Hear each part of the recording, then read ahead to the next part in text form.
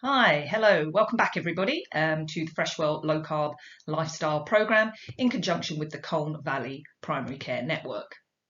My name is Dr. Kim Andrews and I am a GP at Freshwell Health Centre. Just again, a quick recap with regards to a disclaimer that this is not medical advice and you should always check with your own doctor or nurse before starting a new dietary change, particularly if you suffer from any long-term health conditions. And this particularly applies if you take any kind of oral medication for diabetes or raised blood pressure. If you're able to, please monitor your blood pressures and even possibly your blood sugars at home, and this will give you an idea of when would be the right time to start reducing your medication alongside the help of your GP. So today we're going to be running through module 4 of the 6-module course, and today this is entitled Time Restricted Eating and Intermittent Fasting. It's important to note that while intermittent fasting has many proven benefits, it is still pretty controversial. There is potential danger with regards to medication, especially those used in diabetes, where doses may need to be adapted to allow you to make these changes. Please do discuss any changes in medication with your doctor and explain to them the path that you're going along. There are some people that we recommend not to fast, and those people include those people who are underweight, people with any eating disorders like anorexia or bulimia, women who are pregnant or breastfeeding, and young people under the age of 18. So let's start with intermittent fasting. First of all, I think we do need to understand that this is not the same as starvation. People say, well, why are you starving yourself? And I think it's really important to make the differential there.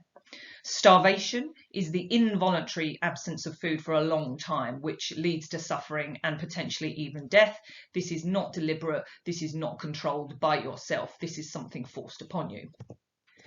Intermittent fasting is the voluntary avoidance of food for spiritual, health, or other reasons. Food is easily available and there, but you choose not to eat it. So why fast? Well, there are a number of benefits. First of all, it helps to speed up weight loss, particularly that belly fat, that visceral fat that we've talked about coating your organs. That's the most dangerous fat.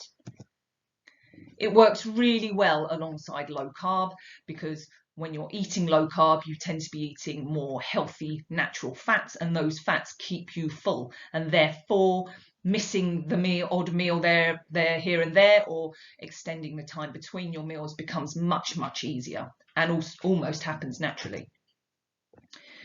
Fasting gives your internal organs a chance to rest and process, and by doing that, it reduces your insulin levels, reduces your insulin resistance, and therefore reduces your chance of developing type 2 diabetes long term. There is also some evidence to suggest that intermittent fasting can reduce the risk of heart disease, dementia, and even some cancers. There is also good evidence to suggest that leaving your body to rest in between meals helps to reduce generalized inflammation throughout your body. And by doing so, it facilitates your body's repair process. And as a bonus, it's free. So let's take a moment here to just recap on some of the science. Carbs, sugar, insulin, and hunger. We talked in session 1 about how the consumption of carbohydrates causes our blood sugar to peak and trough. We also talked about the hormone insulin, which is a hormone released from the pancreas in response to a high blood glucose level, and its job is to package that glucose away for when you may need it later. The problem with insulin being that it drives hunger and hence causes weight gain, and we really therefore want to try and avoid those insulin spikes to prevent those occurrences. If we have a look at these two graphs at the bottom here, these are blood glucose graphs showing the blood glucose levels in relation to eating certain food groups. And on the left graph, you can see the blood sugar spikes that happen in response to eating a donut, wheat biscuit cereal, tropical fruit and bread. And on the right there, you see a blood sugar graph for somebody consuming a low carbohydrate meal of a homemade curry with cauliflower rice. And as you can see, that blood glucose profile is much flatter, avoiding those spikes and therefore allowing you to get much better control of your appetite. And as you are consuming more healthy natural fats and good quality protein, you'll find that actually your urge and habit to snack will reduce substantially, as you're just not getting those blood sugar spikes and therefore the following insulin spikes that cause us to want to eat more. And if you think back to previous times when you've had a snack, do you feel full after eating it? I would say in most situations, most of us tend to feel hungrier after having a snack, particularly if it's a high carbohydrate snack like a packet of crisps. And before we've even finished that packet of crisps, we're already looking around in the cupboard to see what we can eat next. So let's talk a little bit about insulin resistance, and that is a really important concept to understand, because we need to break the cycle of resistance to enable us to lose weight and gain all the benefits from eating a low carbohydrate diet. I like to think of this as our body as a thermostat, and it's always trying to get us back to where we are. So your weight will be set on a thermostat, and the whole time, no matter what you're doing, your body is trying to get back to that same weight.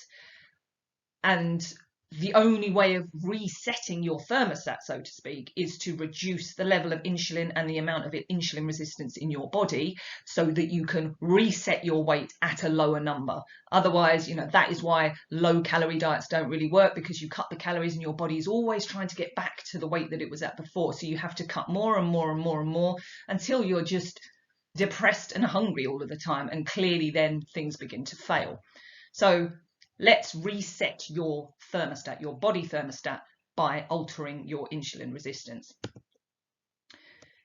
And as we've looked at before, there are the spikes caused by those carby foods that we've talked about. This chart is nice as it tries to easily explain what exactly is happening. So if we look at the little circuit to the left, when we eat food, that causes an increase in our blood sugar levels start to rise. This then forces our pancreas to produce the hormone insulin, and that insulin causes the blood sugar to be stored in cells, which causes our blood sugar level to fall. And it is that fall in our blood sugar that makes us hungry, that causes us to start sniffing around for a snack and gives us that sugar craving.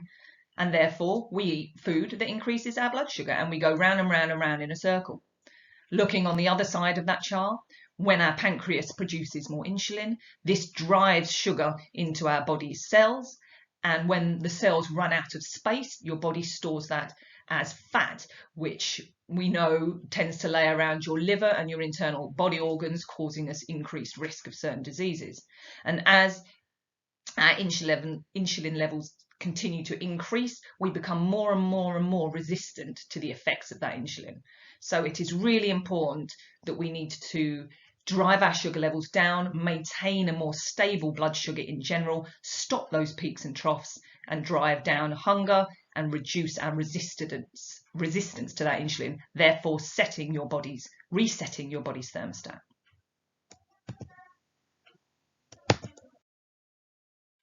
So how do we reduce our insulin levels?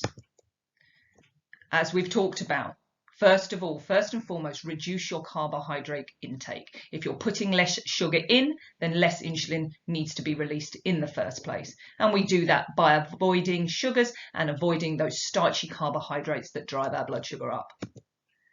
And the other thing that we can do to reduce our insulin levels and our insulin resistance is to fast.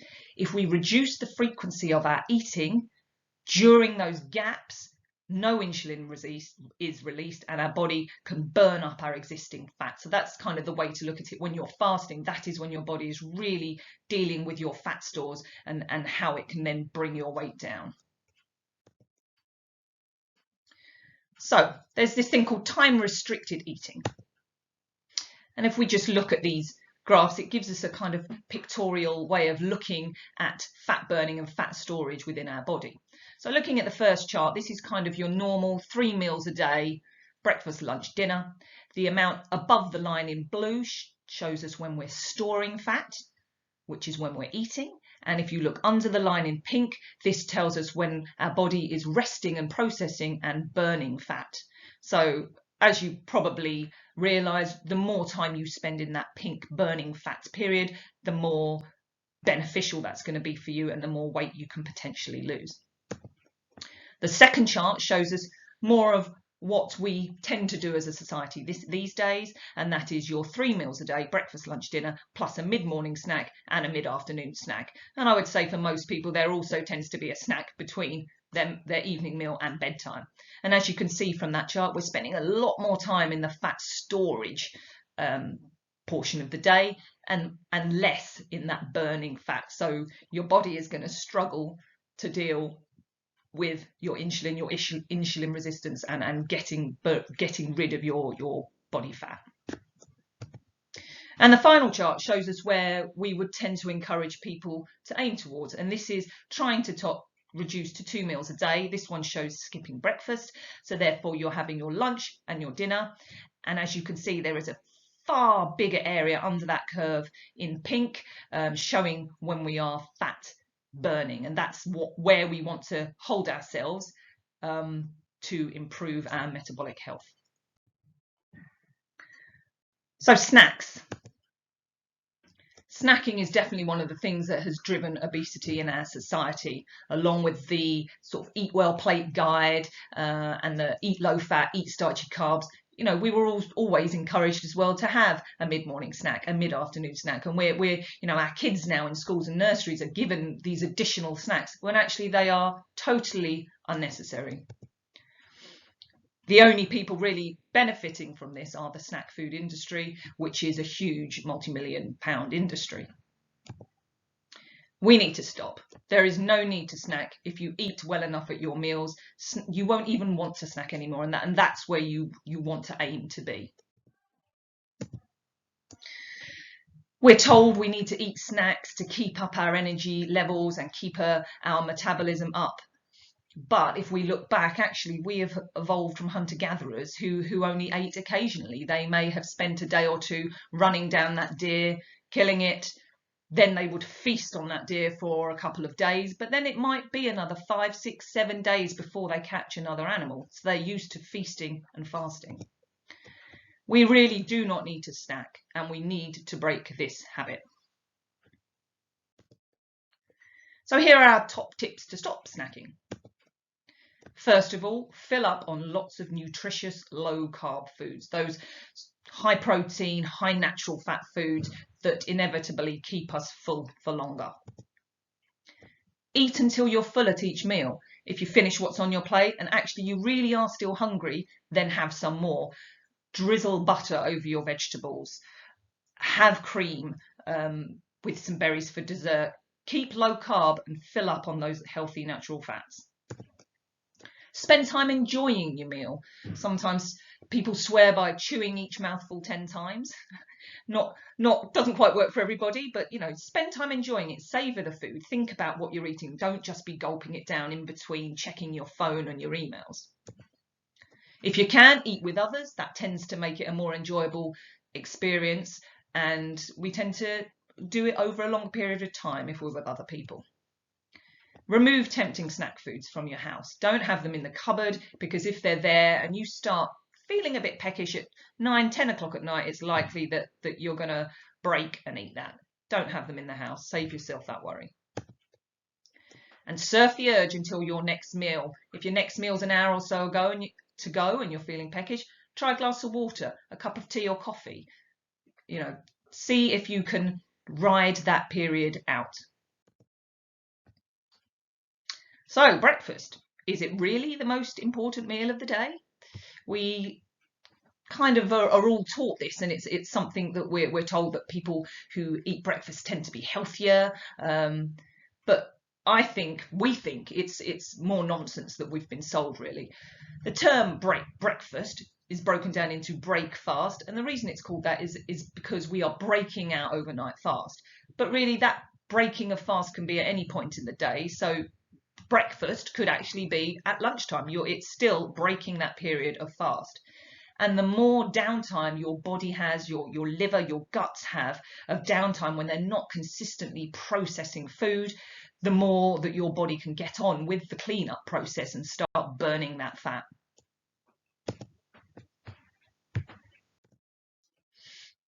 So breakfast.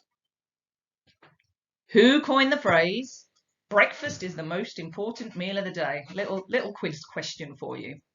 Well, you may or may not be surprised to know that the person who coined that phrase was John Harvey Kellogg, the inventor of cornflakes. And I think he probably had some ulterior motives there. So, intermittent fasting. Often people start by skipping their breakfast and therefore prolonging the amount of time between their evening meal and when they first eat again. Again, as we can see in that chart, if we're having 3 meals a day, we're spending more time storing fat than we are burning fat. Whereas if we cut breakfast and go with 2 meals a day, we're spending more time burning fat and less time storing fat. And intermittent fasting can be done in various ways, and often people find starting off more gently helps them move towards where they want to be. So there are different routines. I would say probably the most common one is the 16-8 routine, where we don't eat for 16 hours of the day and we eat within an 8-hour window. Some people start on a 12-12 intermittent fasting day, 12 hours of eating, 12 hours of not eating. Some people use 14-10, 14 hours of not eating and 10 hours of eating. And you don't have to do it every day. You may want to do it on some days, but not others. I think one of the bonuses for me, since being an avid porridge eater for breakfast every morning until stopping about a year ago, for me now it actually gives me an extra 10 minutes in the morning. I'm not thinking about food. I'm getting up, I'm getting on with my day, and I just don't have to think about it. And actually most days I am not hungry until lunchtime, and it's just not on my agenda. So as well as giving you more personal time, it's also cheaper because obviously you're not eating that first meal of the day. So Michael Mosley does do this in his way in the 5-2 diet that most of you have probably heard about. And in his method, 2 days of the week, he encourages people to consume around 800 calories on those days compared to a more normal kind of 2,000 calorie day. So a substantial reduction on 2 days of the week. Dr. Jason Fung is a kidney specialist in the United States, and he is a advocate of low carb and intermittent fasting and has written some fantastic books which you may want to get hold of and read, and has also done some excellent YouTube videos on understanding the concept, so that may be worth you having a look at if you get any time and you are interested in learning more. In his book there is a rather extreme case which we wouldn't recommend, but there was a chap there, morbidly obese, who actually managed to fast for over a year, having nothing but water and electrolytes, and he was absolutely fine. So I think really it's just evidence that intermittent fasting is not bad for us, and it is not inherently dangerous, and you know, you cannot eat for a year and be fine, but we wouldn't recommend that. So stick to your periods of fasting, and just try and prolong the amount of time that you're not eating. So how do we start intermittent fasting? Well, I would suggest that most, there isn't a one size fits all, and we are all different. We all live different lifestyles and we all enjoy different things. And I would suggest that most people start with a less serious period of fasting, i.e. sticking to sort of the 12 hours, eating between 8 in the morning, 8 at night, and then not eating overnight. And you will find that as you're eating low carb, that naturally you are going to move towards longer periods of fasting, and that will happen naturally without you really having to think too much about it or try too hard. I think for some people that live very busy lives, skipping breakfast works really well for them because they can just rush straight out to work and get on with it. However, some other people might find that they want to have breakfast with their families in the morning before everybody goes on their way.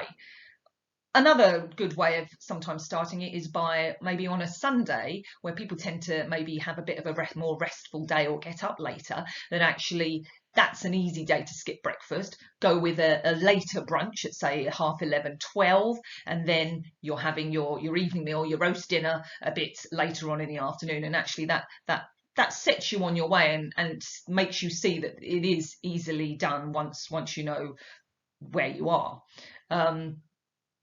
Just again, and just a quick pointer that particularly if you're on medications for diabetes that are affecting your blood sugar, you should speak to your doctor or your nurse about progressing towards intermittent fasting, because your medications may well need adjusting for you to be able to do this safely.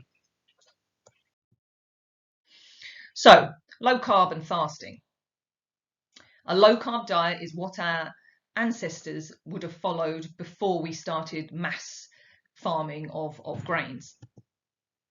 And fasting is an ancient practice which is advocated by many religions for both religious and health reasons.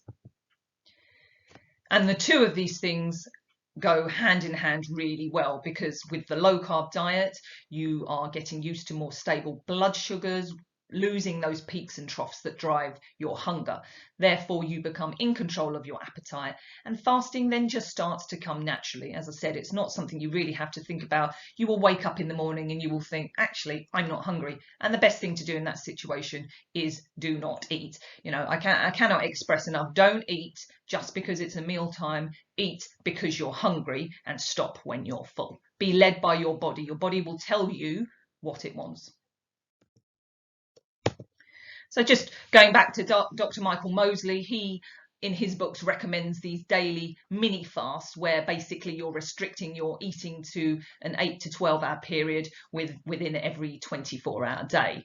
So generally, if you like to have an evening meal, that's going to mean no breakfast, lunch, evening meal. Some people, though, love their breakfast and would rather have a breakfast and a lunch and no evening meal. And that is also fine. It's whatever works best for you.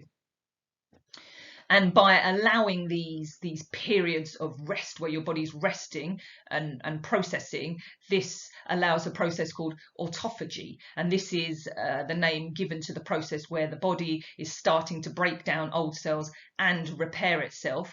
And as we talked about before, it also allows your insulin levels to come down and start resetting your thermostat. This period tends to start after around 7 to 8 hours of fasting, so certainly well within reach for most of us. So, step 1, eat good quality food. Eat real, non-processed food and make sure you are enjoying healthy fats with each meal. Don't fear the fat. It's okay to add butter. It's okay to add lard. It's okay to add ghee. It's okay to drip olive oil over your salads and your veg. And as we've talked about in some of the earlier modules, evidence actually shows that your cholesterol will come down, and this fear of cholesterol really is not as obvious as it once appeared. You know, there is something else going on here, and it isn't the fat. And as I said, if you're monitoring your numbers, checking blood tests with your GP, you for yourself will be able to see that benefit. There isn't any need to radically change overnight. As I've discussed, over time, you're just going to naturally be less hungry, and you'll be pushed towards a phase where you're eating for less of the day than you were before. It takes time to make long-term changes. A lot of us have been eating like this for our whole entire lives. You know, cereal for breakfast, sandwiches for lunch, pasta for dinner. You know, we've all been there, we've all done it, and our morning and afternoon snacks. And it's going to take a while to get you out of that, but that's okay. Make small steps, change something each week, try and skip a meal once a week. Just put your toe in the water, see how you feel, and eventually it will come more naturally. Really important to reduce those refined and those processed sugars that we've talked about a lot before. And stick with real whole foods in the supermarket that don't have food labels on, or if they do, they contain 2 or 3 ingredients at the most.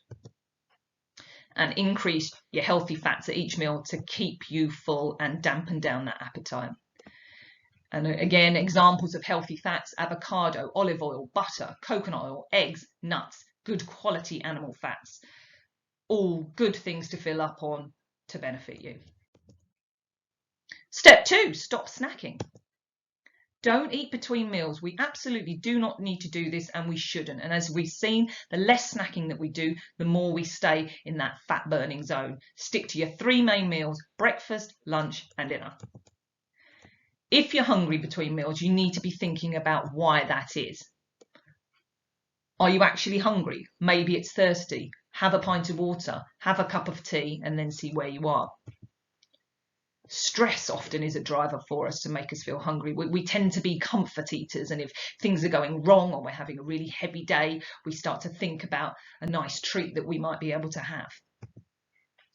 Possibly you could actually be hungry, but if you are actually hungry, you need to be thinking about what you ate for your meal previously and think about adding some healthy fat to that meal to keep that hunger at bay. Step 3, move on to skipping a meal a day. And as we've talked about, in general, for most people, this generally means skipping breakfast, waking up in the morning, actually realising you're not very hungry and getting on your way, aiming to eat your first meal sort of towards late morning, early lunch. So step 4 is the 1 hour rule. And this is a gentle move towards skipping a meal. But if you're not feeling ready to do so, this is a really good stage to work through. So, for example, try pushing your breakfast an hour later if you can and you're not held by work commitments. If you would normally have your breakfast at 8:30, try waiting till 9:30. If you normally eat your evening meal at around 7 o'clock at night, try bringing that forward and eating at 6 p.m. and therefore you're automatically increasing that phase of not eating when your body is burning fat. If you have to eat your evening meal late, try and stick to a light meal, low in carbohydrate, as consuming a lot of carbohydrate later at night tends to sit in your stomach, cause your blood sugar to go up and stay up overnight when actually your body really should be resting. Save the bulk of your meal and your carbs for lunch. You know, if you're a shift worker and actually you can't have an evening meal, the thing to do is make your big meal your lunchtime meal, light breakfast maybe when you get in from work, and actually, you know, don't be having that evening meal. Eat well at lunch. So moving on to step 5, this is skipping 2 consecutive meals 2 to 3 times per week. And this is really the next step. Once you're comfortable with skipping breakfast a couple of times a week, you're not really even thinking about that, you're not hungry, then if you want to, you can move up to this level. And this is where you skip 2 consecutive meals a day on 2 or 3 times a week if you wanted to, or once a week. And ideally for most people, this means not eating breakfast or lunch and having a lovely, healthy, fat evening meal before they then go on to the next day.